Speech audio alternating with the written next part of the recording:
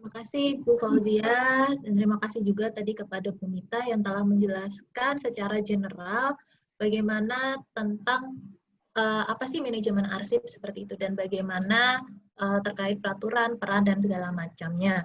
Nah, ini saya akan jelaskan lebih detail untuk manajemen arsip di Jasa Marga. Oke, sebentar.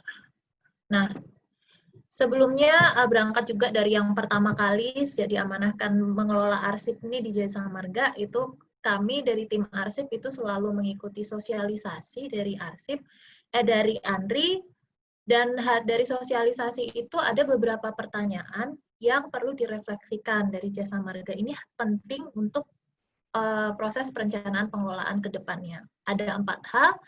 Yang pertama adalah seberapa cepat sih Jasa Marga dapat melacak arsip.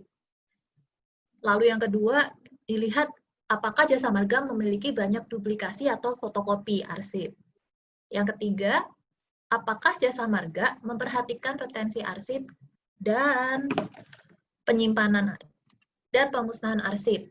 Lalu yang keempat, apakah Jasa Marga memiliki backup plan dalam mengelola arsip. Ini apabila kemudian kita refleksikan kembali, saya dalam hal ini dan teman-teman tim ngerasa, wah, untuk poin 1, kita aja masih belum bisa mempunyai prosedur SOP pencarian arsip berapa menit atau berapa jam gitu ya. Lalu yang kedua, untuk duplikasi, pertama kali tim arsip ini terbentuk, kemudian kita juga melihat bahwa oh masih banyak nih duplikasi. Kemudian masalah retensi dan arsip pun demikian, karena untuk retensi ini kita masih cenderung untuk menyimpan dan takut untuk melakukan penyusutan arsip. Nah, untuk backup plan sendiri, mungkin kita beberapa sudah bagus, cuman untuk backup plan sendiri kami refleksikan, oh kok masih perlu banyak pengelolaan nih. Itu kalau dari refleksi terhadap apa yang kami pelajari dari Andri. Nah, ini kita lalu kemudian manajemen juga mengambil langkah. Nah, ini sebelum dijelaskan lebih lanjut bagaimana sih langkah manajemen Jasa Marga dalam pengelolaan arsipnya. Ini mungkin dari refleksi pertanyaan tadi, dari rekan-rekan roster sekalian juga bisa ikut merefleksikan kondisi kearsipan Jasa Marga yang nanti suatu hari ada masukan dan saran dari rekan-rekan roster sekalian, kami terbuka untuk diajak diskusi seperti itu.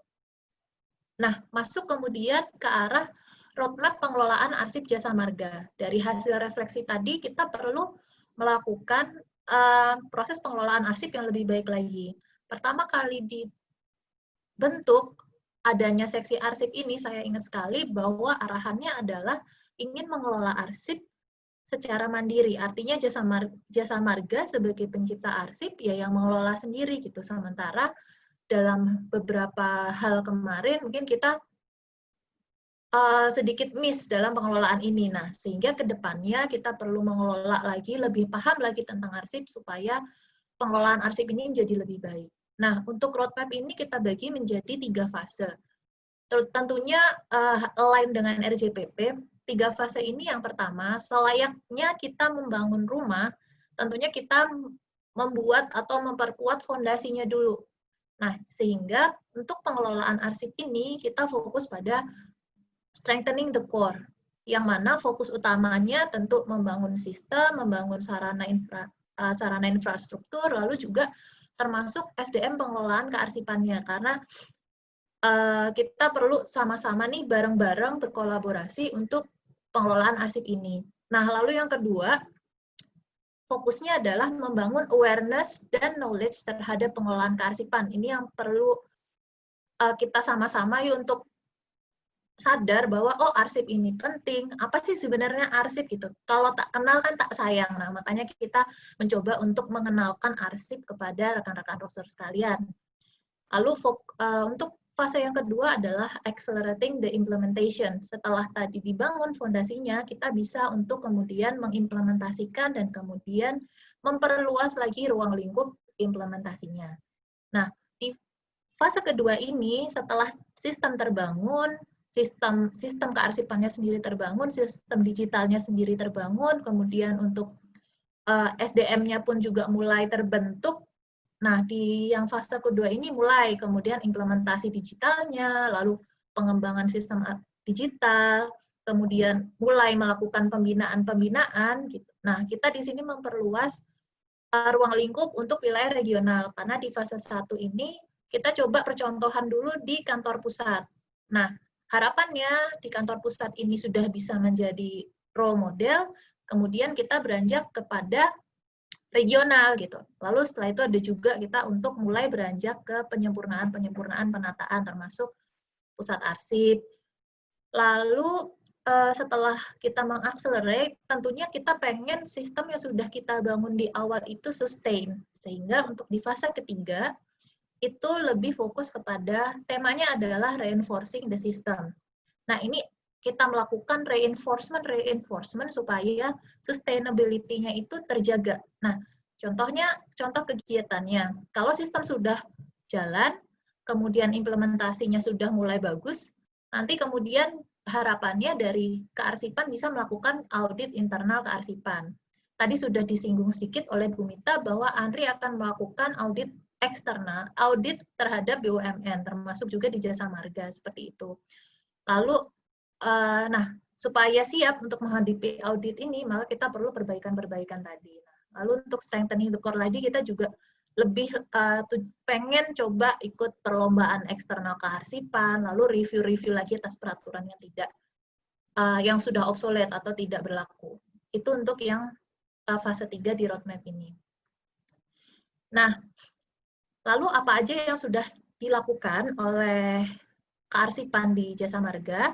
Nah, di dalam 2 tahun ini, 2019 dan 2020, ada 2 kebijakan yang kita keluarkan, yaitu yang keputusan direksi nomor 95 garing KPTS garing 2019 tentang pedoman umum kearsipan. Di sini lebih menjelaskan secara holistik siklus arsip yang tadi telah disampaikan ke Bu Mita dan beberapa prosedur umum yang berlaku untuk kearsipan. Lalu ada juga keputusan direksi nomor 124 garing KPTS garing 2019 tentang klasifikasi arsip. Nah, klasifikasi arsip ini termasuk salah satu instrumen penting dalam pengelolaan kearsipan. Nah, di samping 2 keputusan direksi yang baru ini, ada 2 keputusan direksi yang memang existing yang masih berlaku, yaitu keputusan direksi nomor 121 dan perubahannya di keputusan direksi nomor 53. Jadi rekan-rekan roadster yang pengen tahu lebih dalam, lebih lanjut terkait kearsipan, silakan bisa melihat di kebijakan-kebijakan yang telah ada ini. Kemudian terkait dengan organisasi penyelenggaraan kearsipan di jasa marga. Tadi disebutkan oleh Bu Mita bahwa jasa marga ini adalah sebagai pencipta arsip. Nah, di pencipta arsip di sini memang definisinya adalah lembaga yang bertanggung jawab terhadap seluruh proses pengarsipan, sehingga jasa marga ini pencipta arsip. Lalu penanggung jawabnya pencipta arsip siapa? Ya, pemimpin pencipta arsip, pimpinan pencipta arsip, yaitu direktur utama. Nah, di bawah pencipta arsip, secara general ada 2, yaitu unit pengolah arsip dan unit kearsipan. Di sini kita bagi berdasarkan lokasinya, ada unit kearsipan 1, unit kearsipan 2, dan untuk unit pengolah menyesuaikan lokasi unit kearsipan. Nah, bahasa gampangnya nih, rekan roster, unit pengolah arsip ini ya unit yang menciptakan atau mengolah arsip dinamis aktif, sehingga unit pengolah arsip ini sama dengan unit kerja di luar unit kearsipan. Tanggung jawab unit pengolah arsip itu ada di arsip aktifnya. Sementara untuk unit kearsipan bertanggung jawab pada penciptaan sistem, lalu kemudian pembinaan tentang kearsipan, lalu juga untuk pengolahan arsip dinamis yang inaktif, seperti itu. Itu adalah organisasi penyelenggaraan kearsipan.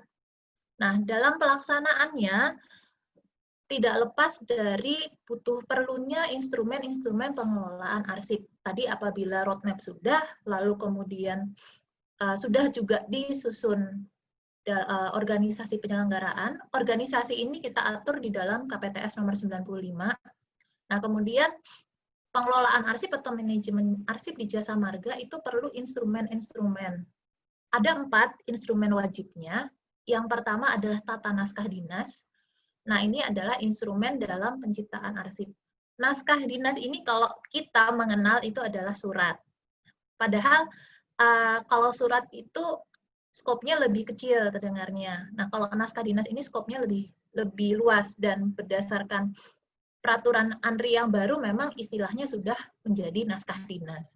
Lalu instrumen kedua adalah klasifikasi arsip. That's why kita punya kebijakan tentang klasifikasi arsip gitu. Nah, klasifikasi arsip ini perlunya untuk penciptaan atau ketika misalnya nih teman-teman menyusun surat keluar, nota dinas, itu kan pasti ada nomornya ya, EB.HK sekian katakanlah. Nah, HK ini sebenarnya diambil dari klasifikasi arsip.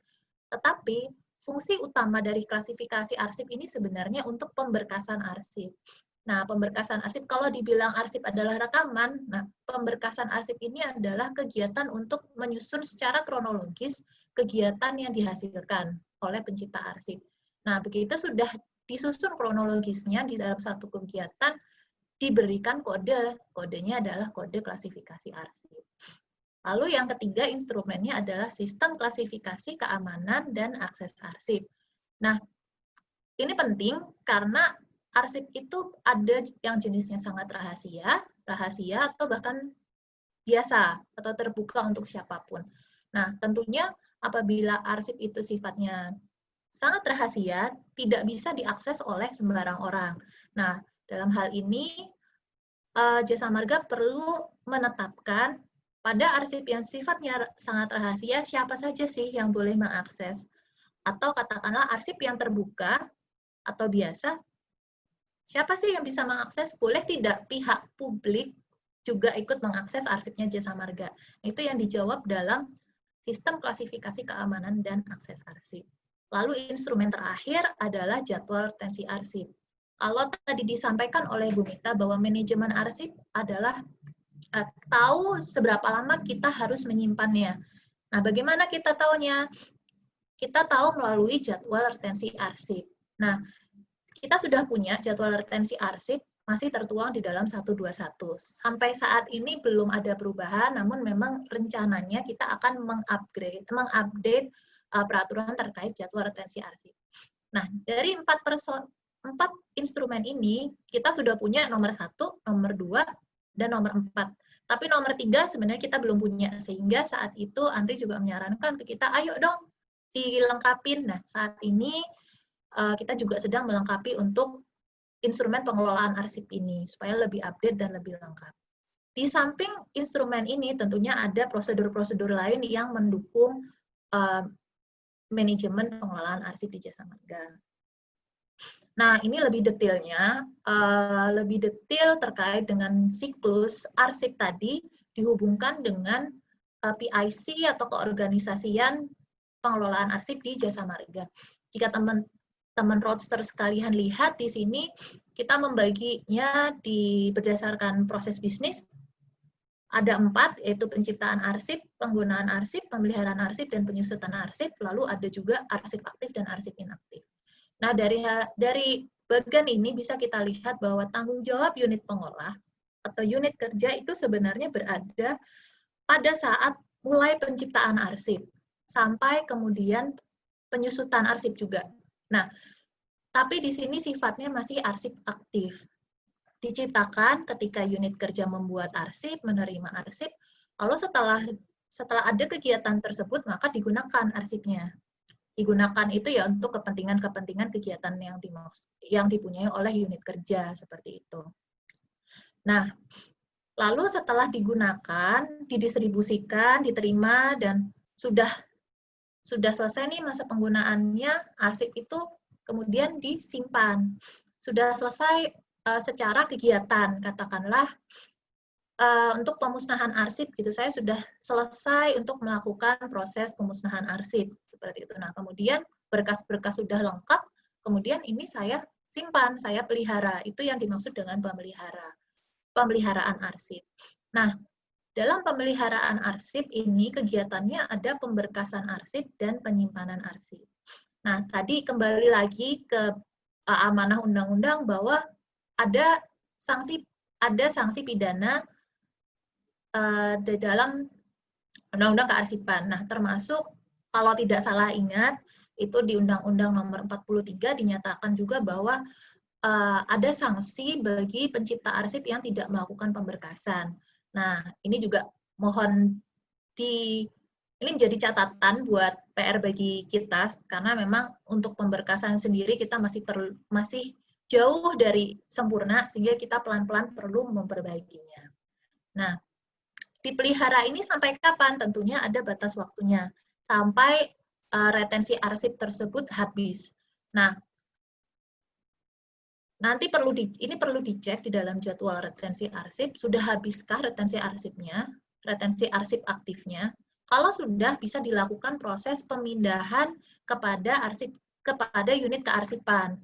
Nah, proses pemindahan ini nanti juga ada prakteknya. Sekarang di kantor pusat itu ada pemindahan, ada berita acaranya, sebelumnya kita verifikasi seperti itu. Jadi ada proses pemindahannya, kita tidak boleh unit kerja mengajukan arsip apa aja sih yang dipindah di list. Nah, kita akan verifikasi. Verifikasi apakah memang ini kita bisa simpan. Nah, arsip inaktif di wilayah kantor pusat itu disimpan di Pusat Arsip Bekasi. Jadi, Pusat Arsip Bekasi ini memang isinya adalah arsip-arsip kantor pusat yang sifatnya sudah inaktif atau jarang sekali digunakan oleh unit kerja. Sekarang sudah selesai kegiatannya. Nah, begitu arsip menjadi inaktif, maka unit kearsipan pun melakukan pemeliharaan lagi terhadap arsip inaktif tersebut. Memeliharanya sama sesuai dengan jadwal retensi arsipnya.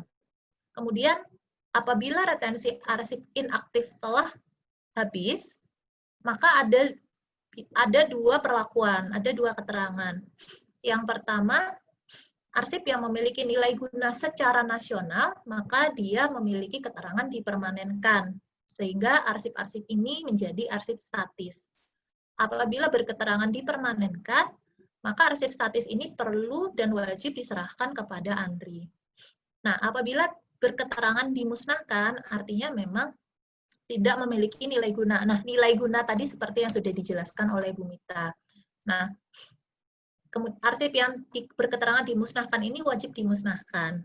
Tapi tentunya jangan khawatir kan roster semuanya, karena pemusnahan ini sangat rigid prosedurnya dan harus mengikuti beberapa langkah yang sudah sesuai dengan aturan undang-undang ya. Jadi memang tidak sekedar udah musnah langsung dimusnahkan saja, itu tidak, karena ada proses yang harus kita lewati, dan pada akhirnya produk dari pemusnahan itu yang wajib disimpan menjadi arsip Vital Jasa Marga in case gitu.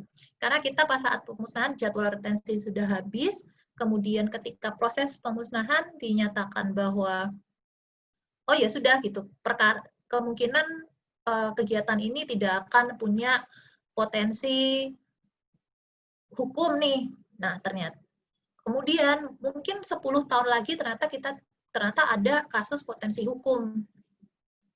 Maka karena arsip ini sudah dimusnahkan dan buktinya ada, bukti ini tadi yang akan mempunyai kekuatan hukum apabila nanti kita menghadapi adanya kasus hukum di kemudian hari, yang kita sebenarnya nggak nyangka-nyangka seperti itu. Nah, proses penyusutan ini juga penting karena apa? Karena ini salah satu untuk mengantisipasi overload dari ruangan gitu. Ya, kalau misalnya kita makan nggak dibuang, overload di perut kan, ya gitu. Jadi nggak bagus untuk kesehatan perut. Ini sama juga di arsip. Kalau di gedungnya tidak dilakukan penyusutan, overload gedungnya gitu. Justru malah dengan overload ini kita akan membengkak untuk misalnya nyari gedung lagi atau nyari ruangan lagi. Nah gitu. Mendingan kita melakukan penyusutan seperti itu. Nah, lalu bergeser kepada tantangan dari manajemen arsip. Tentunya dalam pengelolaan manajemen arsip ini tidak lepas dari adanya tantangan.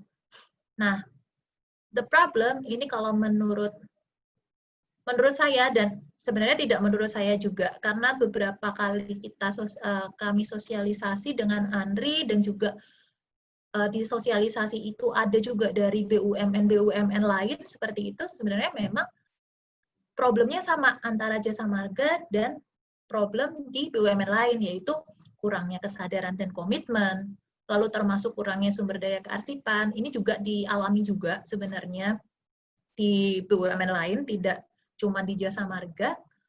Sumber daya ini macam-macam ya, baik sumber daya sarana prasarana, sumber daya manusianya, dan sumber daya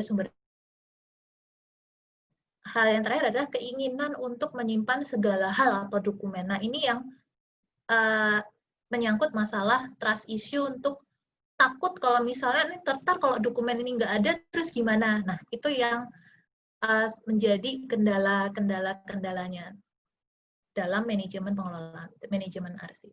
Nah, bagaimana solusinya? Tentunya solusinya hanya satu, yaitu sadar dan tertib arsip. Demikian dari saya, dari yang bisa saya sampaikan. Saya kembalikan lagi